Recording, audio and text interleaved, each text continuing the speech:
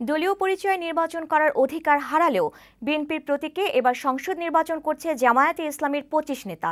আছে মানবতা বিরোধী অপরাধে দণ্ডিতদের সন্তান ও স্বজনরা। এদের মধ্যে সর্বোচ্চ সংখ্যক খুলনা বিভাগে ৭ জন। বিএনপির মনোনয়নে নির্বাচন করার সুযোগ পেয়েছে তারা। তবে প্রচারণার মাঠে তাদের উপস্থিতি চোখে পড়ার মতো ছিল না। ভোটারদের আগ্রহ দেখা যায়নি এসব প্রার্থীর প্রতি। জয়দেব দাসের প্রতিবেদন। দলীয় পরিচয় গোপন করে প্রার্থী হওয়া নিয়ে আইনি জটিলতার মধ্যেই একাদশ সংসদ নির্বাচনে ভোটের মাঠে আছে ২৫ জামায়াত নেতা।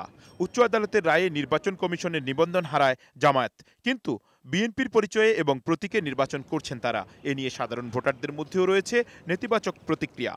ঠাকুরগাঁ ২ আসনে জামায়াতের আব্দুল হাকিমকে ভোটযুদ্ধে মোকাবেলা করতে হবে জেলা আওয়ামী লীগের সভাপতি নৌকার প্রার্থী দবিরুল ইসলামকে। দিনাজপুর ১ ও ৬ আসনে জামায়াতের প্রার্থী মোহাম্মদ হানিফ ও আনোয়ারুল ইসলাম। তাদের মুখোমুখি হতে হবে আওয়ামী লীগের মনোরঞ্জনশীল গোপাল ও শিবলি সাদিকের। নীলফামারী ২ ও ৩ আসনে জামায়াত প্রার্থী মনিরুজ্জামান মন্টু ও আজিজুল ইসলাম। ৩০ তারিখের ভোটযুদ্ধে সাংস্কৃতিক ব্যক্তিত্ব আওয়ামী লীগের প্রার্থী আসাদুজ্জামান নূর ও মহাজোট প্রার্থী রানা মোহাম্মদ সোহেলকে মোকাবেলা করতে হবে তাদের। রংপুর ৫ আসনে জামায়াতের প্রার্থী গোলাম রব্বানীকে ভোটের মাঠে মুখোমুখি হতে হবে আওয়ামী লীগ নেতা HN আশিকুর রহমানের। গাইবান্ধা ১ আসনে জামায়াত প্রার্থী মাজিদুর রহমান সরকারকে, মহাজোটের প্রার্থী জাতীয় পার্টির শামীম হায়দার পাটোয়ারিকে মোকাবেলা করতে হবে। এছাড়া সিরাজগঞ্জ ৪ আসনে জামায়াতের রফিকুল ইসলাম খান মুখোমুখি হবেন প্রধানমন্ত্রীর উপদেষ্টা ST ইমাম পুত্র তানভীর ইমামের। পাবনা ৫ আসনে জামায়াত নেতা ইকবাল হোসেনকে আওয়ামী লীগের গোলাম ফারুক খন্দকার প্রিন্স। ঝিনাইদহ ৩ আসনে জামায়াত নেতা মতিয়ার রহমানকে আওয়ামী লীগের শফিকুল আজম খান। যশোর ২ আসনে জামায়াত নেতা আবু সাইদ মোহাম্মদ শাহাদাত হুসেনকে আওয়ামী লীগের নাসির উদ্দিনের সাথে ভোটযুদ্ধ করতে হবে।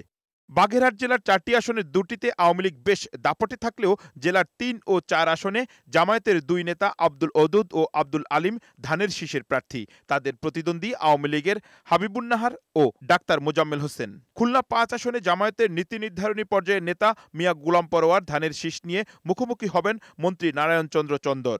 এছাড়া খুলনা ৬ আসনে জামায়াত নেতা আবুল কালাম আজাদ ধানের শীষ নিয়ে আওয়ামী লীগের আখতারুজ্জামানের সাথে লড়বেন।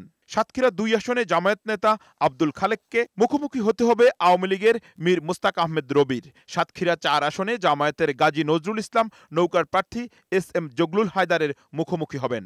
এছাড়া পিরোজপুর ১ আসনে জামায়াত নেতা পলাতক যুদ্ধাপরাধী দেলোয়ার হোসেন সাঈদীর ছেলে শামীম সাঈদীকে আওয়ামী লীগের আইন বিষয়ক সম্পাদক রেজাউল করিমের সাথে ভোটযুদ্ধ করতে হবে রোববার।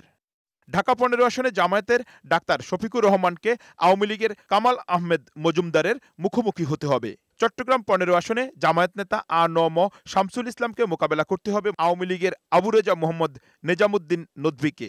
এছাড়া চট্টগ্রাম ১৬ আসনে আওয়ামী লীগ ও বিএনপির প্রার্থী ছাড়াও জামায়াত নেতা স্বতন্ত্র প্রার্থী জহিরুল ইসলাম চৌধুরী। কুমিল্লা ১১ আসনের প্রার্থী জামায়াত নেতা ডাক্তার সৈয়দ আবদুল্লাহ মোহাম্মদ তাহের রেলপথ মন্ত্রী মুজিবুল হকের মুখোমুখি হবেন।